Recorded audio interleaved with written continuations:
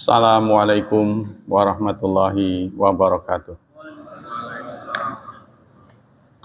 Innal hamdalillah nahmaduhu wa nasta'inuhu wa nastaghfiruh wa na'udzu billahi min syururi anfusina wa min sayyiati a'malina.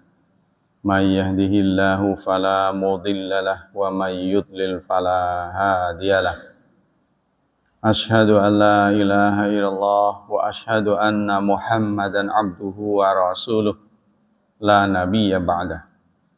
Allahumma salli wa sallim ala nabiyyina Muhammad sallallahu alaihi wasallam wa ala alihi wa sahbihi wa man sara ala nahjihi ila yaumiddin. Amma ba'd. Ayo ikhwah, tema pagi ini adalah adab tahdzir minat takfir illa bidalilih. Adab mencegah diri dari mengkafirkan. Adab tidak mengkafirkan. Mengkafirkan sembarang orang kecuali dengan dalil. Allah Subhanahu wa taala berfirman dalam surat Al-Hadid ayat 20. A'udzu billahi minasy syaithanir rajim. Kamatsali ghaitsin a'jabal kuffara nabatuhu tsumma yahiju fatarahu musfarra tsumma yakunu hutama. Kamatsal, seperti perumpamaan ghaitsin, tanaman, a'jabal kuffar, yang mempesona petaninya, nabatuhu, pertumbuhannya, kemudian yahiju, dia tumbuh, ya, berkembang, fatarahu musfarra, maka kamu lihat dia menguning, summa yakunu hutama, kemudian dia akan layu menjadi sampah.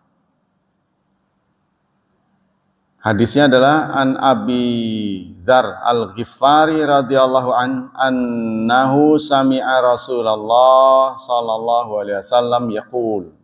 Dari Abi Dzar Al-Ghifari radhiyallahu dia mendengar Rasulullah bersabda, man da'a rajulan bil kufri aw qala aduwwallah wa laisa kadzalik illa hara alaih. Hadis riwayat Muslim, nomor hadis 61. Barang siapa yang memanggil, ya, menuduh seseorang dengan kafir, atau dia berkata musuh Allah, walaisa kadzalik, padahal tidak, illa hara alaihi, kecuali tuduhan itu kembali pada dirinya. Nah, kalau ayat di atas sih saya nggak ngerti kaitannya dengan judul ini. Mengkafirkannya apa kalau diambil dari ayat tadi? Mungkin diambil dari kufarnya. Kalau hadis ini berkaitan. Jadi barang siapa yang menjudge seseorang, menuduh seseorang kafir, mengkafirkan, dikafirkan, padahal dia tidak kafir,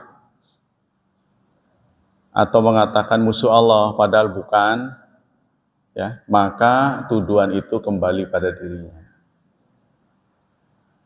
Ya, modal pertama yang kita harus miliki adalah pengetahuan, ilmu, dan wawasan.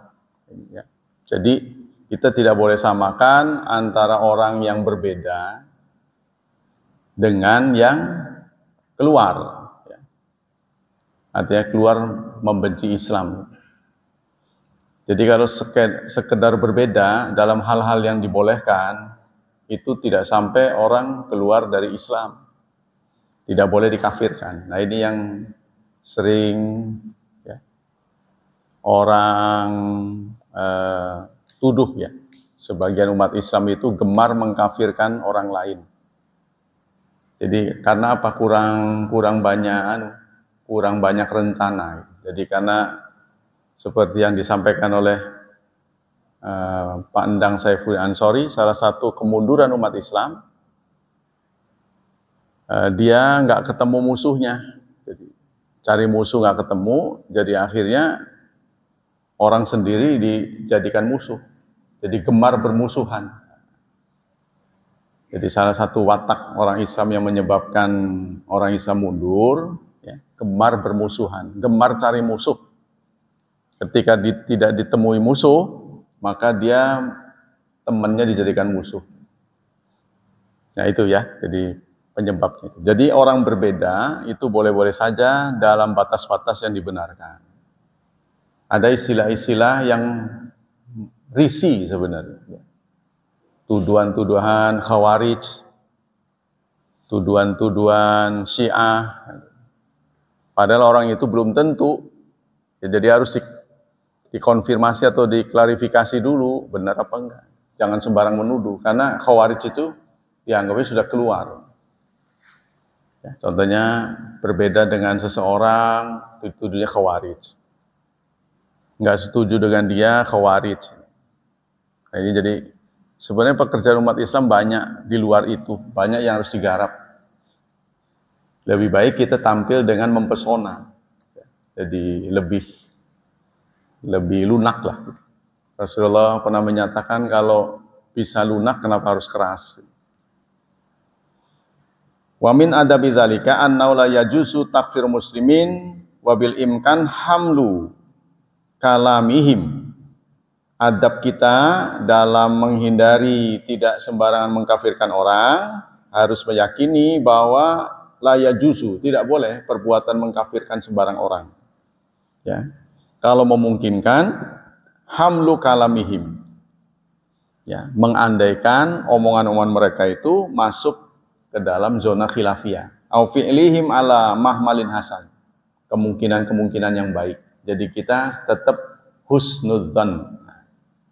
Jangan dikedepankan suudzan. Nah, kita harus periksa dulu orang itu. Nah, jangan-jangan kitanya yang nggak ngerti, yang nggak paham. Walaupun kita kadang-kadang emosi ya, melihat orang yang malas, tidak menjalankan ibadah, itu lantas kita tidak boleh tuduh kafir. Maksiat ya, berdosa iya. Tapi pendosa itu nggak selalu kafir. Kalau kafir itu sudah berat ya, sudah keluar dari Islam. Jadi kalau maksiat itu hanya pelanggaran-pelanggaran, baik pelanggaran ringan maupun berat. Au fi dzalika khilafun, atau dianggaplah khilaf. Jadi harus umat Islam, salah satu wawasan yang harus dimiliki umat Islam itu pandai membedakan mana khilafiyah, mana bid'ah. Sebab kalau bid'ah harus diberantas, khilafiyah harus toleransi. Ya, kita harus menerima kenyataan bahwa Quran, dalam Quran itu sendiri namanya itu dari sisi subut, ya, dari sisi ketetapannya, dari sisi eksistensinya itu disepakati jumlahnya segitu pas. Tapi dari sisi dilalahnya, pemahamannya, orang bisa berbeda pendapat. Ya, contohnya tentang batalnya wudu, lamastumun nisa, au lamastumun nisa, atau menyentuh perempuan. Ini membatalkan wudu. Menyentuh seperti apa? Nah, Imam Syafi'i mengatakan menyentuh kulitnya. Menyentuh kulit batal wudunya. Itu menurut Imam Syafi'i. Itu masuk khilafiyah, bukan bid'ah. Karena Imam Syafi'i melihat lamastum memang artinya itu bersentuhan dalam bahasa. Nah, tetapi orang menyatakan lamastum di sini bukan dibacanya lamastum, tapi lamnya panjang, lamastum. Lamastum. Bedanya apa dengan lamastum dengan lamastum? Bedanya adalah ada perbuatan resiprokal. Lamastum itu saling bersentuhan. Saling bersentuhan. Kan ayat sebelumnya itu wa in kuntum mardha, ya, au ala safarin au jaa ahadun minkum minal ghaid. Nah, ini tentang batalnya wudu. Jika kamu sakit atau kamu dalam perjalanan, atau kamu datang dari jamban, atau kamu menyentuh perempuan, nah, maka batal wudumu, silahkan tayamum. Nah, kalau diartikan secara hakiki, maka sembarang datang dari jamban, entah itu cuma sekedar ngebersihin, berarti batal wudunya. Berarti kan datang dari jamban itu maknanya kias, ya maknanya kiasan dari buang air. Karena memang dalam hal tertentu, ya Quran ini mengistilahkan hal-hal yang jorok itu dengan kiasan, dengan kiasan, tidak tokmol kata orang sini, tidak terang-terangan. Maka itulah. Nah, setelah itu kita lihat, oh ini berarti kiasan. Yang kedua, bagaimana praktik Nabi? Praktik Nabi gimana? Rasulullah pernah terlihat beliau mau berangkat sholat, beliau mencium istrinya dan tidak berwudu lagi. Satu. Yang kedua, saat sholat malam, mati lampu karena kehabisan minyak. Ya. Sehingga Aisyah mencari-cari tubuh Rasulullah, grepe-grepe, kegerayangan. Nah, tersentuhlah kakinya. Terdengar beliau mengucapkan doa, ya, doa itu. Nah, tapi Rasulullah tidak membatalkan sholatnya. Nah, ini membuktikan bahwa sentuhan di sini bukan sentuhan biasa. Nah, bagi orang yang menyatakan itu sentuhan biasa, mengatakan peristiwa ini kan Rasul. Ya Rasul nggak batal lah, gitu kan. Nah, satu yang ngomong batal. Kan Rasulullah datang untuk dicontoh. Udah, kita mah generasi milenial tidak mau menghindarilah pertengkaran seperti itu. Sudah mau Anda lah, mau batal mau enggak itu terserah. Yaitu masuk zona khilafiyah. Jangan dituduh orang yang kita menganggap enggak batal, terus menuduh orang yang batal itu sesat. Karena itu ada sejarahnya. Ya kita biarkan dari sananya begitu memang sudah. Nggak bisa yang datangnya itu black and white, ada dua warna, lalu kita satu warnakan. Atau di sana pelangi lebih dari dua. Ya silahkan aja milih. Nah, tapi kalau tidak ada dalilnya, itu benar. Tidak ada dalilnya, benar kita harus keras.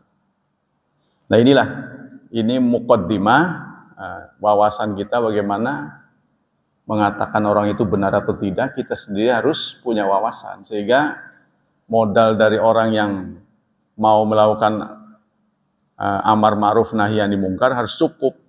Wong dia sendiri nggak ngerti, wawasannya harus luas. Nah, kita lanjutkan. Al-idh an-nasabit la yazulu bisyak. Karena yang tetap tidak bisa hilang dengan ragu-ragu. Jadi kita harus bisa menetapkan mana yang zonni subut, ya, serta qot'i subut. Jadi ada subut, ada dilalah. Kalau Quran itu qot'i subut, zonni dilalah. Nah, ya. Jadi eksistensi Quran itu sudah disepakati. Jumlah ayatnya 6.236, tidak kurang tidak lebih. Satu saja kurang itu sudah menjadi masalah. Contohnya titik. Kurang titik saja menjadi masalah. Sebab kalau rojim titiknya dihilangkan maka menjadi rohim. Ya, maknanya berbeda jauh. Alim. Depannya alif. Alim artinya yang pedih. Tapi kalau alim depannya ain artinya yang tahu. Kan berbeda itu. Pengucapannya mirip-mirip. Alim sama alim. Adab sama azab. Adab artinya beradab. Adab. Azab artinya siksa. Makanya ada pengurus yang mengatakan memberi pengumuman bahwa maghrib ini akan ada kajian kitab Azabul Mufrad. Azabul Mufrad. Berarti orang mau disiksa. Yang akan disampaikan oleh Ustadz Syarif Hidayatullah. Azab. Waduh, saya mengadab ini. Padahal kita ingin mengadabkan supaya orang beradab, jangan biadab gitu maksud. Tapi disebutnya azabul. Waduh, datang mau menghukum. Nah, kita lanjutkan. Jadi itu perlunya makhraj. Perlunya makhraj itu. Di daerah-daerah yang riskan akan ditafsirkan lain, maka kita harus tegas kata-katanya. Azabin alim, azabin alim, harus begitu. Tidak boleh azabin alim. Harus tegas di situ yang risih ya. Nah, kita lanjutkan. Jadi kita tidak boleh mengkafirkan sembarang orang. Ya, karena agama terutama Islam hadir itu untuk membahagiakan orang, bukan nyusahin orang. Kalau bisa sih orang datang ke masjid contohnya untuk mendengar khutbah sembari perangat perengut, pulang udah sumringah. Itu tujuan khatib, tapi nggak gampang itu. Ya, kadang-kadang dibatasin khutbah paling lama 15 menit. Ditulis di situnya di mimbarnya. Khutbah paling lama 15 menit ada tulisannya. Kan menguraikan kata-kata dengan waktu singkat, dengan misi yang padat, itu tidak mudah ya. Bagaimana orang ketika mendengar khutbah itu bisa sumringah, mendapat ide, ide baru. Itu nggak gampang. Nah, kita kembali ke sini. Id ana sabit itu ya. Wala yajuzu takfir sabiyyi ghair mumayyiz. Bahkan orang anak kecil yang belum tahu apa-apa bahkan dikafirkan. Tidak boleh. Tidak boleh kita mengkafirkan anak kecil yang belum dewasa. Termasuk anak orang kafir. Ya karena dia belum mukallaf, belum kena beban. Walaupun dalam pencatatan memang dia harus masuk kafir. Ya, kalau dimasukkan ke dalam sensus itu masuk orang kafir. Anak orang kafir adalah kafir. Anak orang Islam adalah Islam. Sehingga menjadi pertanyaan. Rukun Islam kan ada 5. Yang pertama syahadat. Kapan saudara syahadat? Aduh gitu. Kapan saudara syahadat? Ada yang bertanya pada saya begitu. Kapan saya syahadat? Kami syahadat. Ya itu terserah Anda. Saya kan sudah syahadat saya. Kalau saya mah, rukun Islam kan ada 5. Saya udah syahadat, disaksikan banyak orang. Nah kalau kita, kapan syahadatnya kata yang nanya? Itu masalah Anda aja yang mikirin sendiri. Ya sebenarnya itu, tidak pernah ada ceritanya anak sahabat itu mengucapkan syahadat, karena anak orang Islam dianggap bersyahadat. Lebih baik kita anggap sudah bersyahadat, karena itu Islam, kehadiran Islam itu ramah, bukan mencari-cari kesalahan. Orang Islam tidak boleh mencari-cari kesalahan, termasuk dia aparat sekalipun. Lebih baik salah melepaskan daripada salah tangkap. Jadi dalam ajaran Islam, mestinya orang itu ditangkap, tapi karena kurang bukti dilepasin. Itu lebih baik daripada orang nggak bersalah ditangkap. Pokoknya tujuannya harus ditangkap, gitu. Apapun alasannya. Nah itu sudah tidak boleh. Ya, sehingga dicari-cari, ini kok tutup pentilnya nggak ada. Ya. Surat-suratnya lengkap. Giliran yang dicarikan alasan tutup pentil. Cari-cari kesalahan. Loh, saudara ini melanggar karena helmnya jelek. Ya, contohnya itu. Jadi kita sebaiknya tuh ramah kehadiran. Memang berat. Kita senep kan melihat orang nggak benar, senep. Tapi diam-diam saudara tertanam dalam hati kita, Anda itu sombong. Sebab sering terjadi pada kita, isi remah jadi wong Islam, males, komo-komo sholat bengi. Ngomong begitu dia ingin memberitahu saya suka sholat malam. Secara tidak sadar. Sholat terlambat terus, berarti saya nggak terlambat. Nah itu namanya mafhum mukhalafah. dalam bahasa orang yang sudah beradab itu sangat dihindari untuk memberitahu orang bahwa kita sudah beramal baik. Ai wong nyumbang je semono. Gitu kan. Secara tidak sadar itu dia memberitahu saya sumbangannya banyak. Jadi itu mafhum mukhalafah. Nah, itu banyak dilakukan kita, bukan orang lain. Ya, makanya itu ada ayat apa itu? Wa qulubuhum wajilatun.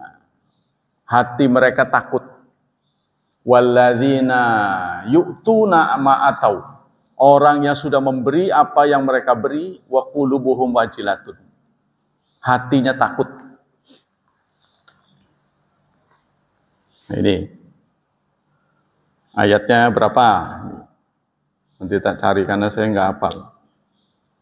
Wajilatun wa qulubuhum. Ada yang hafal surat Al-An'am kalau nggak salah. Qulubuhum wajil. Nah, dia. Wah, banyak ternyata kata-kata qulubuhum ini. Qulubuhum wajilatun. Surat 6 kayaknya. Wah, nggak ada ya. Ya, surat berapa itu?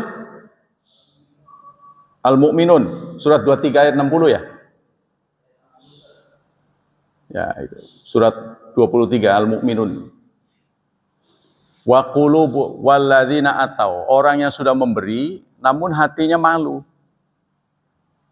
Malu kenapa? Malu khawatir apa yang mereka beri itu tidak diterima oleh Allah. Sama dengan kita ini, ada pengemis datang, kita kasih. Ketok-ketok aja itu, assalamualaikum, ngeruwetaken, ya nean kok. Berarti ngasihnya itu bukan untuk membantu dia, tapi supaya dia pergi. Ya, itu salah satu contohnya. Nah, Aisyah ini pernah menangis ketika ayat ini turun. Jadi ini ditujukan kepada orang yang sudah berbuat baik,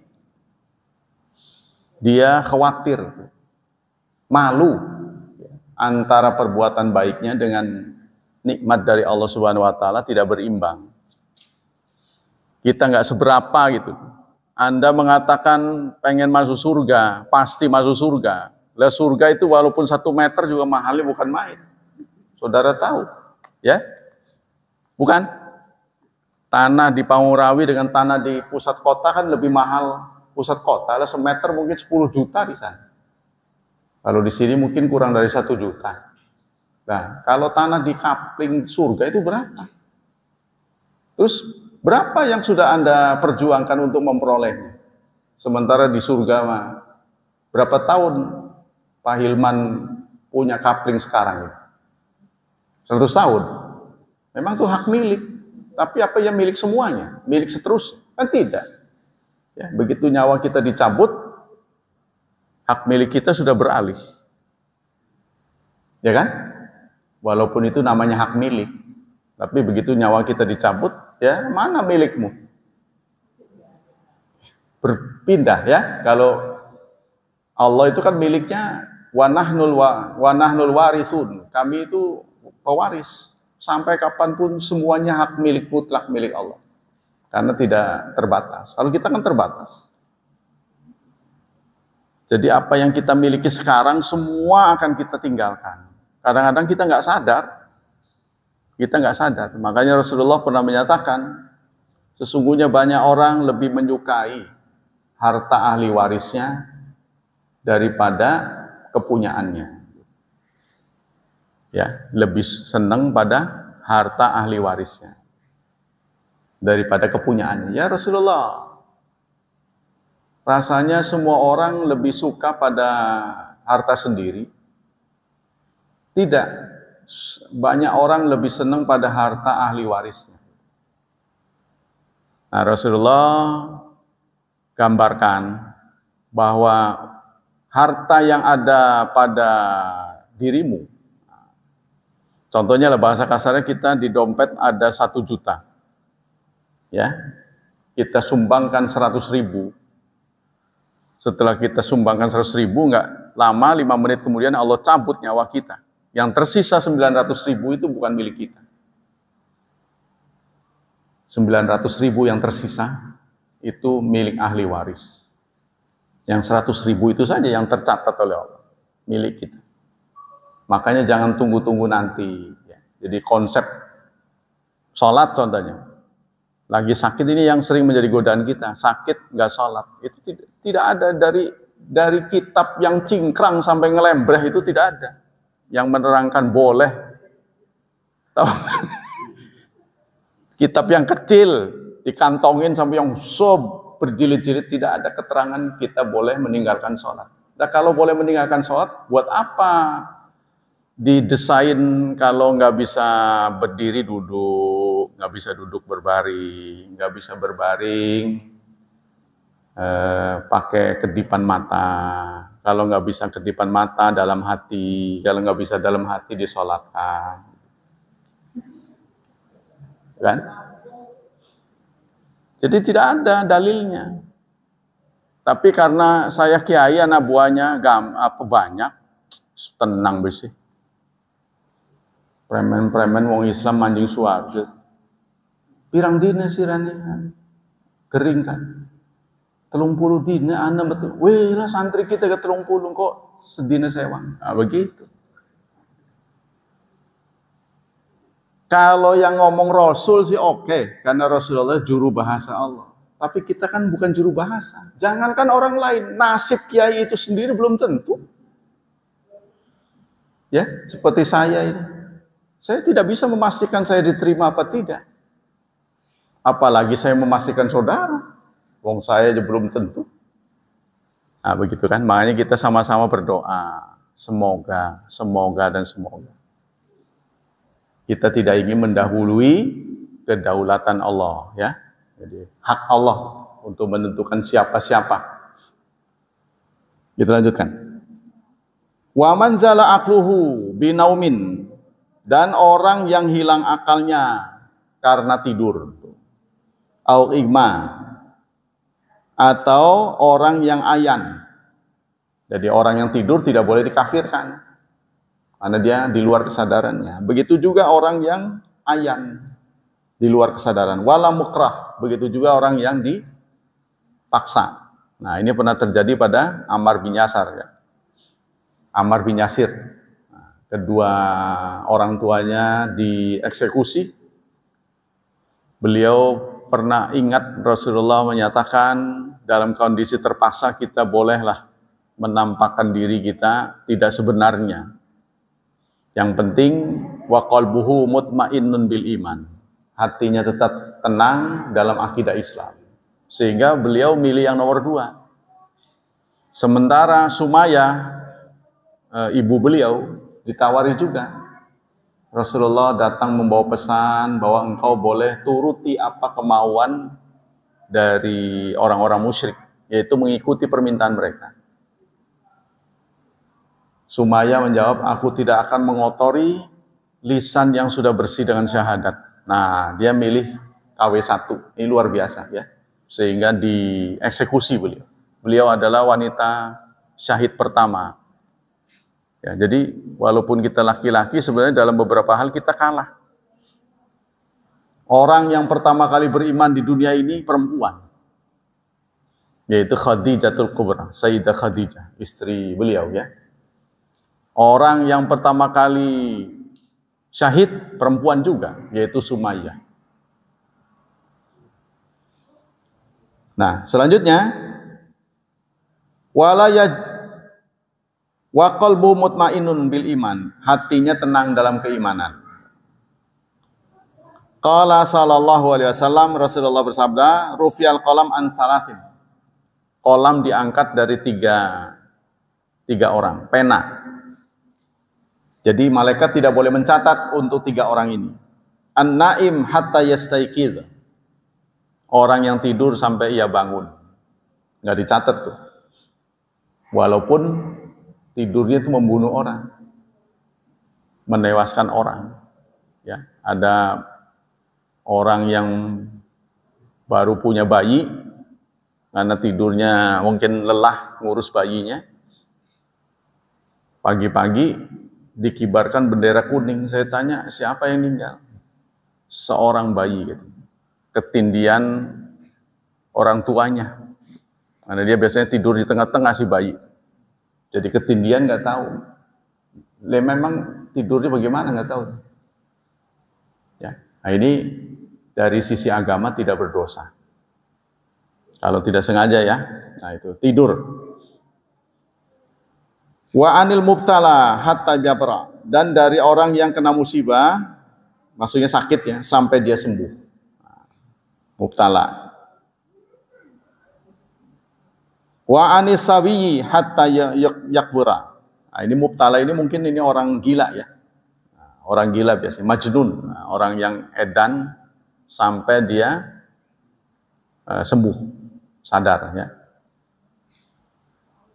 Dan dari anak sampai dia dewasa. Tapi kalau anak-anak sebelum dewasa melakukan suatu amalan saleh, maka itu berpahala buat orang tuanya. Kita harus mendidik anak sejak 7 tahun. Kalau bisa di bawah itu, sehingga profesional, kita menjadi muhsin. Semua manusia yang ahli, ya, kita kan kepengen anak kita ahli ibadah, makanya harus diajarkan sejak kecil. Anda tanya kepada ahli-ahli, nah, di Soviet tuh, Rusia banyak ahli catur. Kita tanya sejak kapan kamu belajar? Sejak 4 tahun. Ya, badminton, Cina, sejak kapan? Sejak kecil. Semua sejak kecil. Nah, begitu juga agama. Sejak kapan menjadi ahli ibadah? Sejak kecil. Harus diajarkan sejak kecil. Wajar ya, jadi kan supaya kita menjadi mutkin. Menjadi orang yang profesional salatnya. Wa man sadara minhu kalamu kufrin muta'ammidan kafara. Barang siapa yang terlontar kata-kata kufur secara sengaja, maka dia kufur. Kalau terlontar secara sengaja, tapi kalau nggak sengaja ya enggak. Qala ta'ala, Allah berfirman dalam surat 9 ayat 65-66, Qul abillahi wa ayatihi wa rasulihi kuntum tastahzi'un. Katakan, apakah kepada Allah dan ayat-ayatnya dan Rasulnya kalian tastahzi'un, mengejek, menghina. Nah, ini banyak dilakukan juga secara tidak sadar ya. Atau sadar orang yang membuli Islam secara sengaja. Ya, tapi hukum kita tidak boleh diterapkan kepada orang Islam yang menghina Islam, rupanya begitu. Jadi kebanyakan orang dihukum itu karena agamanya bukan Islam. Agamanya bukan Islam, menghina Islam. Itu bisa diangkat sebagai orang yang kriminal. Tapi kalau orang Islam menghina Islam, hukum di negara kita ini nggak bisa. Orang Islam menghina Islam. Nah, maka sekarang muncullah orang-orang yang pura-pura masuk Islam, tujuannya untuk menghina Islam. Ya. Tujuannya untuk menghina Islam. Seperti dalam sejarah itu Senok Kurgronya. Dengan hadirnya Senok Kurgronya, perjuangan rakyat Aceh bisa dipatahkan. Aceh ini termasuk pejuang-pejuang yang tangguh, sehingga sulit dipatahkan. Maka diutuslah Senok Kurgronya. Tapi kita nggak boleh menuduh lebih dari apa yang kita tahu. Ya. Berkat Senok Kurgronya inilah rakyat Aceh tunduk. Senok Kurgronya ini belajar di Mekah. Saya dengar sampai 9 tahun. Dia menikahi gadis Mekah, berganti nama menjadi Abdullah, Hafizul Quran. Kalaupun dia kemudian di akhir hayatnya tobat, ada yang mengatakan begitu, dia tobat. Ya kita wallahu alam. Tapi jelas dia menjadi penasehat Belanda. Memang sengaja misinya begitu. Rakyat Aceh tunduk. Salah satu pemikiran beliau adalah dalam masalah-masalah ibadah harus kita dukung. Masalah-masalah ibadah. ibadah mahdhah ya, harus didukung. Nah, bagaimana kebijakan politik Belanda kepada pribumi orang Indonesia dalam masalah ibadah harus didukung. Dalam masalah muamalah budaya ya, kita setengah mendukung sembari dikenalkan budaya-budaya barat. Sambil dikenalkan budaya barat, maka ada dalam perkawinan Islam ada tukar cincin. Tukar cincin itu kan bukan ajaran Islam, ya, budaya barat. Tapi beberapa orang Islam memakainya, dia nggak ngerti. Itulah hasil kebudayaan barat. Dan banyak lagi lah. Nah, terus jadi dalam masalah muamalat kita longgar sambil kita kenalkan peradaban barat. Dalam masalah kekuasaan kita tutup rapat. Gitu. Makanya orang Islam tidak boleh menceritakan kekuasaan. Imbasnya begitu, kita sering dengar. Padahal dalam soal ilmu semua terfikirkan oleh saudara bahwa Islam lolos tidak mengajarkan hal-hal tentang kekuasaan, masuk keluar WC ada doanya, mendekati menjauhi istri ada doanya, keluar masuk rumah ada doanya. Masa masalah besar tidak dibahas? Tidak mungkin. Nah, tapi karena itu menyangkut urusan hajat penguasa, biasanya mengganggu ya. Termasuk kepada yang terpilih pun menceritakan kekuasaannya mengganggu. Sebab kan dia akan nagih, mana tuh janjinya? Risi amat nih orang ngomong begitu terus. Makanya jangan dibicarakan. Jadi menjadi masalah yang tabu. Akhirnya orang Islam,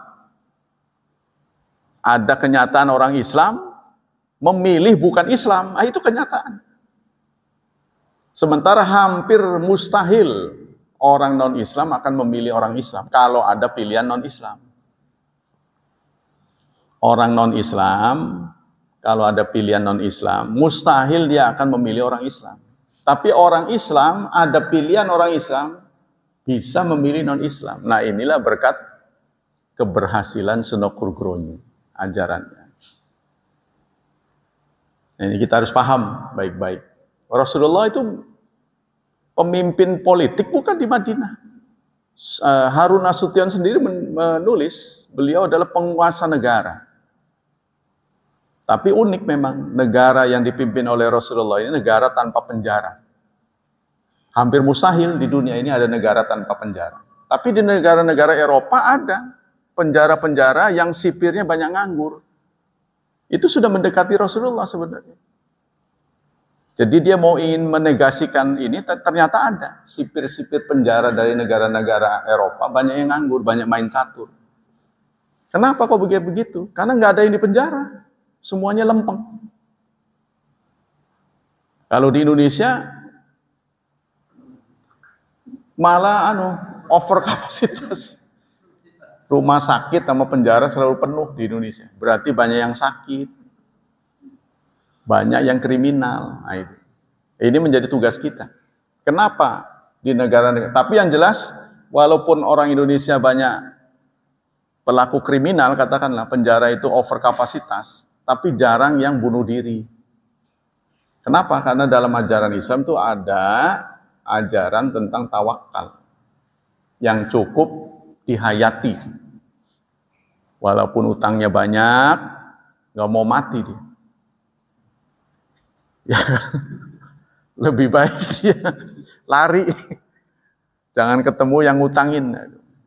Nggak mau bunuh diri, ogah bunuh diri. Karena itu ajaran tawakal. Sementara di negara-negara maju, seperti Korea Selatan, banyak tokoh-tokoh gitu ya, yang sudah maju di titik karirnya, di puncak karirnya dia malah bunuh diri. Karena ada orang yang kesepian di tengah keramaian. Gitu. Kalau kita sebenarnya orang Islam ini harus ramai di tengah kesepian, terbalik gitu. Jadi walaupun kita nggak ada orang, kita diajarkan untuk menyendiri, tafakur. Sebab kita sadar di kanan kiri kita itu ada malaikat. Malaikat selalu datang mengerumuni halaqah-halaqah zikir. Kita jadi merasa tenang. Ala bi dzikrillah tatmainnul qulub. Kita lanjutkan. Wa yakfuru bil ijma man sabballa aw istakhaffa bihi aw istahza'a. Dan orang menjadi kufur secara ijma, ya, menjadi kufur orang yang memaki Allah atau menghinanya, meremehkannya. Au angkara suhbata Abi Bakrin, atau mengingkari kesahabatan Abu Bakar. Kesahabatan Abu Bakar Siddiq. Ya, karena sahamnya, kalau boleh disebut saham, sahamnya Abu Bakar itu sudah pol lah. Lihatlah bagaimana saat Rasulullah berhijrah, semuanya dikerahkan untuk mendukung. Mungkin kalau kita yang hidup di zaman Rasulullah pun tidak mau mungkin. Karena risikonya kan ya bisa disiksa. Tapi Abu Bakar lihatlah, beliau sendiri menemani Rasulullah. Terus anaknya yang tetehnya Aisyah itu membawa ransum ke atas Jabal Nur, padahal beliau sedang hamil. Kita yang laki-laki saja kalau berkunjung ke Jabal Nur sana, waduh, nyawa nggak atas. Kira-kira aja mau nganter ini dalam keadaan hamil. Ya, dan tentu saja beda dalam keadaan tenang. Karena itu kondisinya lagi sifatnya rahasia, pasti kan sembunyi-sembunyi. Ya artinya perjuangannya lebih hebat lagi. Begitu juga anak Abu Bakar yang laki-laki paginya suruh menggembala kambing, menghilangkan jejak. Jadi semuanya tuh ya, dikerahkan untuk menolong Rasulullah SAW. Makanya Rasulullah sangat marah kalau keluarga Abu Bakar dicaci. Bagaimana reaksi beliau ketika Aisyah dituduh skandal? Orang menuduh macam-macam, beliau tuh sangat marah. Ya, karena Abu Bakar ini betul-betul sudah katakanlah menggadaikan hidupnya lah untuk perjuangan Islam. Au jahada hukman, atau ingkar kepada hukum. Kita juga begitu. Kita harus berkeyakinan umat Islam bahwa produk terunggul di dunia ini adalah produk dari Allah. Termasuk kita ini produk dari Allah. Ya, makanya kita dianggap mencederai kehormatan kita kalau kita menempatkan sesuatu sebagai Tuhan antara kita dengan Allah. Ya, seperti orang-orang yang pemuja berhala, itu kan menempatkan benda yang diciptanya sendiri sebagai Tuhan. Tapi para penyembah berhala ini yakin memang bukan Tuhan patung itu, cuma sebagai perantara. Nah bedanya orang Islam dengan penyembah berhala, kalau penyembah berhala itu bentuknya patung, kalau orang Islam kuburan, yang laris manis kuburan. Ya, sebenarnya sama saja sih benda sih. Jadi kuburan itu ditempatkan sebagai berhala. Tapi kita bukan anti pada ahli kubur, bukan. Kita memang suruh mendoakan, bukan minta doa. Kita mendoakan, bukan minta doa. Yang salah itu kita minta doa. Jadi kita menuhankan kuburan. Seakan-akan kuburan penghuni kubur ini bisa menolong kita. Kita lanjutkan. Wa kadza man sabbal anbiya. Begitu juga orang yang memaki nabi-nabi, awil malaika atau malaikat, au kafara bis sahabat, atau kufur kepada sahabat. Au kadzafa Aisyah, atau menuduh Aisyah memang berbuat serong. Au angkara subata Abu Bakrin, mengingkari kesahabatan Abu Bakar. Au jahada hukman, atau ingkar pada hukum tadi ya. Au jama'a ali ummat wa mimma ulima bid-dini bid-darurah, atau mengingkari apa yang sudah disepakati umat. Nah inilah kita harus tahu mana yang disepakati, mana yang tidak. Wong ngaji jarang hadir sudah nuduh-nuduh orang. Ya, itu yang saya lihat sekarang ini pada umat Islam itu masing-masing berpendirian pada apa yang dia pegangi. Jadi kalau orang sudah ditakdirkan menjadi murid dari suatu perguruan, maka dia anggap perguruan itulah ya yang paling benar. Kan itu kan takdir. Itu kan takdir. Seharusnya kita nggak boleh begitu. Nah, kalau dia ditakdirkan menjadi pernah belajar di suatu tempat, maka tempat belajarnya itulah paling benar. Yang beda dengan tempat belajarnya itu, alma maternya itu salah. Nah, ini pendapat yang tidak benar, sebab Rasulullah menyatakan yang benar itulah yang berpegang pada kitabullah dan sunnatul Rasul. Tentu tidak melupakan karya-karya dari sahabat ya. Jadi harus banyak belajar. Au alqal mushaf fil qazurat, atau melemparkan mushaf ke dalam kotoran, mencampur adukan mushaf dengan kotoran-kotoran. Nah, ini tidak boleh. Au i'taqada ibahata sihr, atau beritikat kebolehan sihir. Nah, sihir aja nggak ngerti bagaimana bisa membolehkan tidak ya. Mana yang sihir, mana yang bukan. Wa inna minal bayani la sihra. Dalam sebuah hadis Rasulullah mengatakan bayan, ilmu bayan itu bagian dari sihir. Tapi bayan bukan sesuatu yang dilarang. Ilmu puisi, mengucapkan kata-kata indah yang memukau, itu bagian dari sihir. Karena dia bisa nyirep, membuat orang terpesona. Nah, dalam hal-hal yang positif boleh. Apa yang disebut sihir yang tidak boleh? Ini mungkin sihir-sihir yang bukan ke arah sana. Sebab Quran itu sendiri bisa menyihir orang. Kata-katanya, ya, isi khusus sastraannya, mukjizatnya itu di situ. Kalau bahasa yang nggak benar itu kan sihir sama dengan mukjizat. Memukjizat oleh Nabi, sihir oleh yang anti Nabi. Bedanya kan di situ. Wa may yartad. Nah, begitu juga wa man athari takfir ihbatul amal. Apa akibat kita mengkafirkan orang? Dalam surat 2 ayat 217 Allah berfirman, wa may yartadid, barang siapa yang murtad minkum dari kalian, min andinihi, dari agamanya, fayamut, sampai mati, tidak sempat tobat, ya, sampai mati dia tetap kafir, faulaika habitat a'maluhum, maka amalnya itu sia-sia. Amalnya sia-sia, tidak dihitung sama sekali. Nah, ini yang bahaya. Wal qatlu, nah, begitu juga membunuh, harus dibunuh ya. Man baddala dinahu faqtuluh. Barang siapa yang menggantikan agamanya, maka bunuhlah. Hukum orang yang murtad harus begitu. Wa man nasaba ahadan ila kufri uzira. Barang siapa yang menisbatkan seseorang kepada kafir, maka harus ditakzir.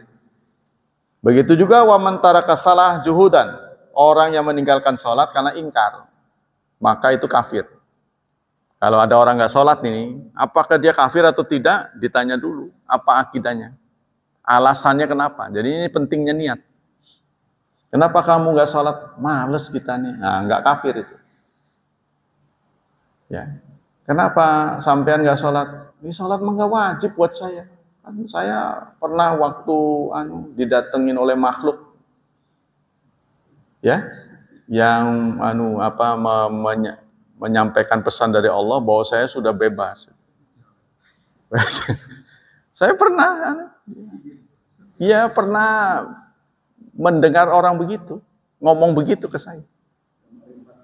Ya, jadi sudah saking marifat.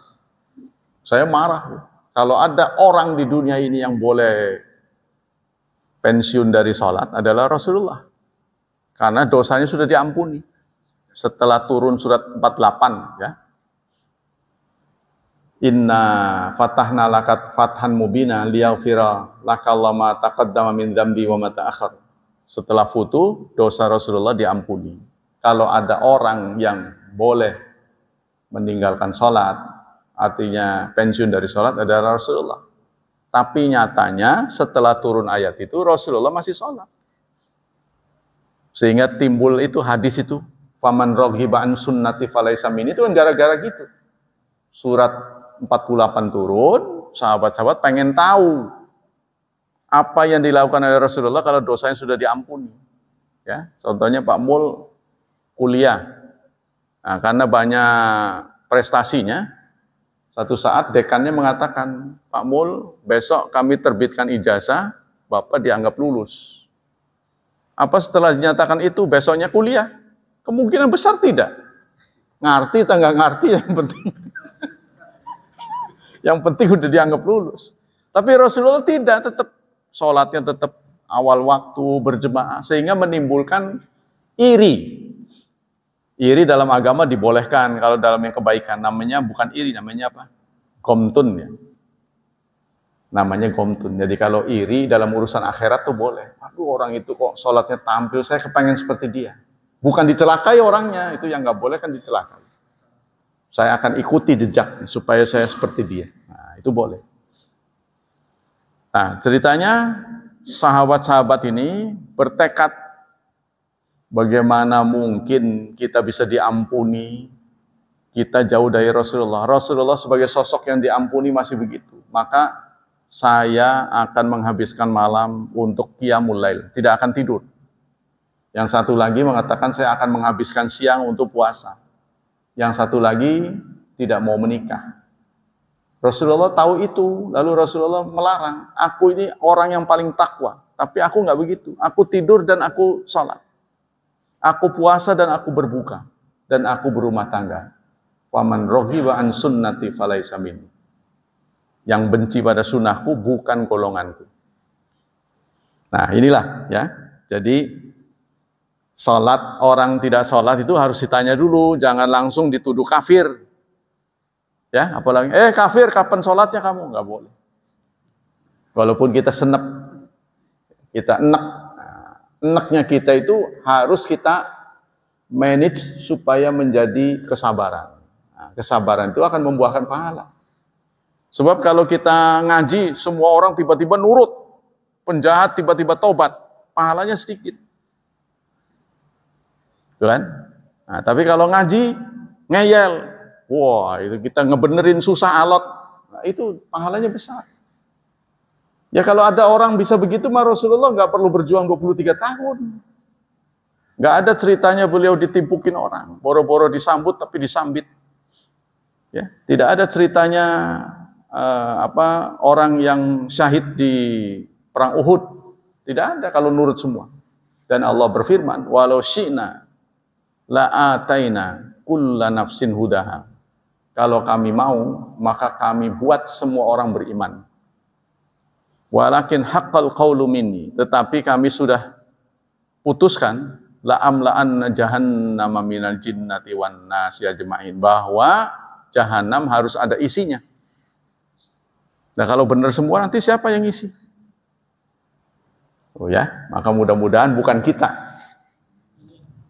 Amin ya Rabbal Alamin. Kita lanjutkan dengan hadis. Bentar lagi, waktu duha, beberapa menit lagi. Bismillahirrahmanirrahim. Hadis yang kelima ya.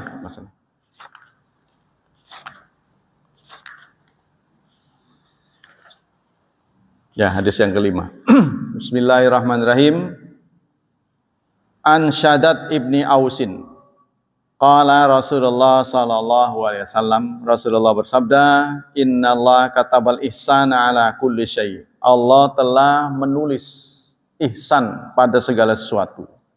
Jadi Allah telah menetapkan ihsan. Ihsan itu apa? Perfect, sempurna. Kalau ngerjain itu jangan tanggung, kalau bahasa kita itu tuntas. Kerja itu harus tuntas, jangan kagol. Contohnya apa? Rasulullah mencontohkan idza qataltum fa ahsinul qitlah.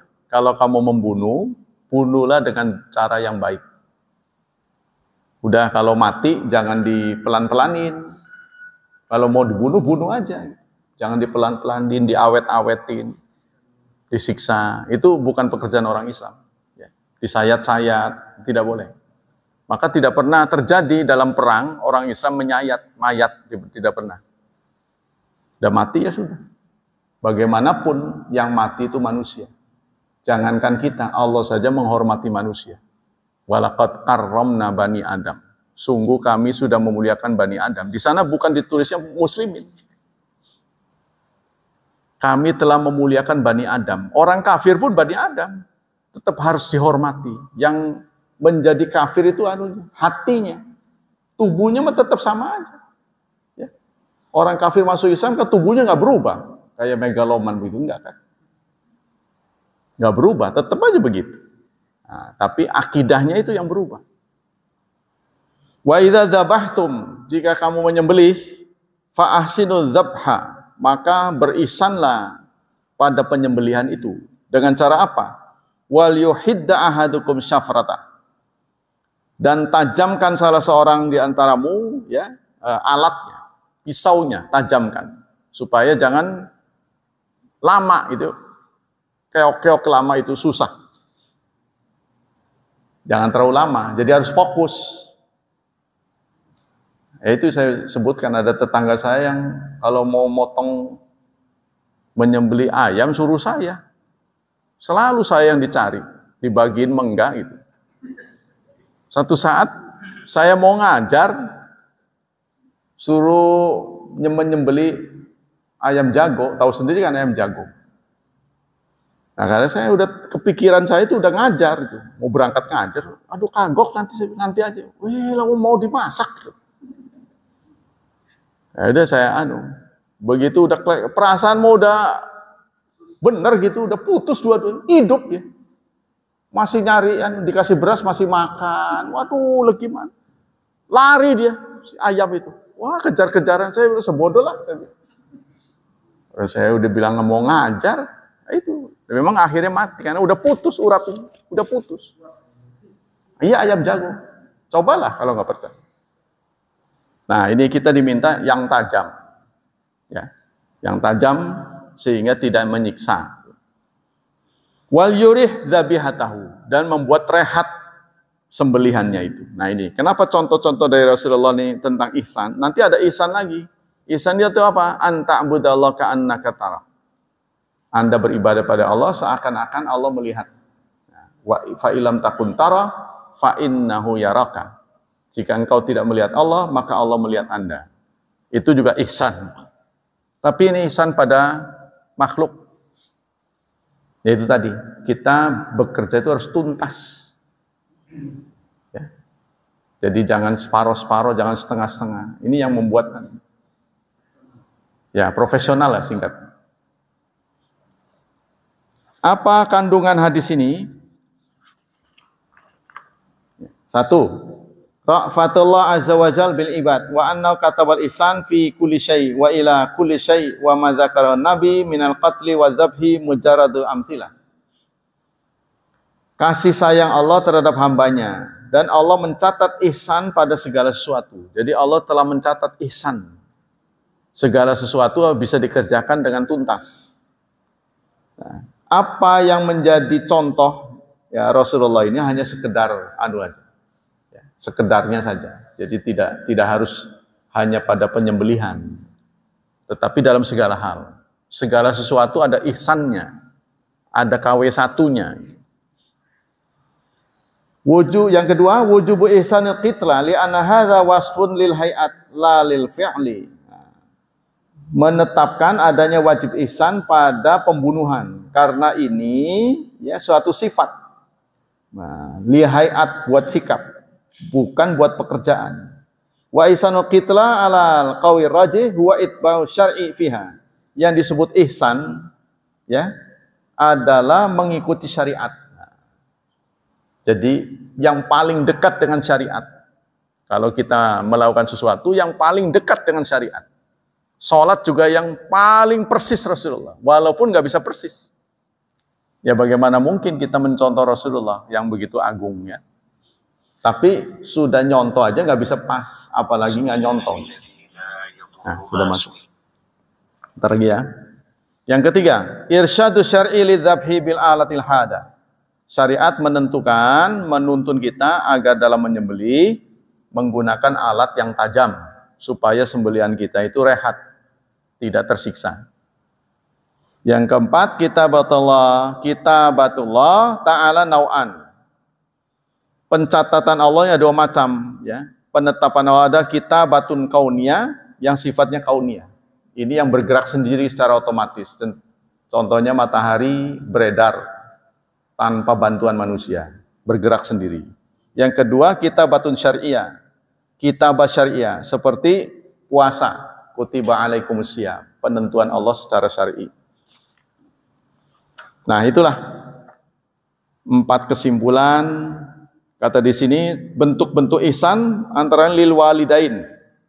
Ya, bentuk ihsan kepada kedua orang tua. Jadi ihsan kepada orang tua disebut dengan birrun. Kebaikan yang tertinggi itu namanya birrun. Berikanlah kebaikan yang paling berkualitas untuk orang tua Anda, mumpung mereka masih hidup. Biasanya tinggal dongeng nanti kalau udah meninggal. Pengen begini, pengen begitu. Jadi lakukanlah sekarang semampu Anda. Ya, buatlah mereka merasa senang. Bibirihima bil ma'ruf wa ta'atihima fi ghairi maksiatillah. Wa du'a wal istighfar, berdoa dan istighfar untuk keduanya. Dan selalu ya infadhi ahdihima, memenuhi janji. Kalau kita pernah berjanji, penuhilah janji Anda pada orang tua. Wa ikrami sadiqihima, serta memuliakan teman-teman orang tua. Yang kedua, lil aqarib, kepada kerabat, bibirrihim wa rahmatihim, dengan berbuat baik serta kasih sayang, wasilatihim, serta selalu menyambung silaturahmi. Itulah bagian-bagian dari ihsan. Wallahu a'lamu bishawab. Ada yang bertanya sampai sini? Ya, tidak ada ya. Alhamdulillah. Mengingkari Allah dan lainnya. Kalau tidak meyakini qadar dan qadir itu langsung bisa diganti kafir enggak? Sekarang ini ada salah satu pemahaman yang tidak meyakini qadar dan qadir. Kalau ada orang yang tidak percaya pada takdir, ya itu kan bagian dari rukun iman. Dan itu bisa terjadi pada kita, ya, tidak percaya pada, kita percaya pada takdir tapi nggak nerima. Kita percaya pada rukun iman yang keenam, bahwa semua itu dengan takdir Allah. Tapi kita nggak terima ditakdirkan seperti ini. Gitu. Ini juga pelaksanaan keimanan yang kurang. Jadi katanya itu orang yang tidak menerima pada takdir itu adalah awal kebangkrutan spiritual, mendekati murtad. Maka kita harus hati-hati. Kenapa saya berdoa nggak pernah dikabul? Kenapa saya pengen kaya malah dikasih miskin? Pengen sehat malah dikasih sakit, pengen lancar dikasih seret. Lalu ujung-ujungnya kita menuduh pada Allah. Waduh, berarti Allah tidak adil. Nah ini awal dari kebangkrutan spiritual. Jadi sudah mendekati murtad. Lama-lama kita malas ibadah.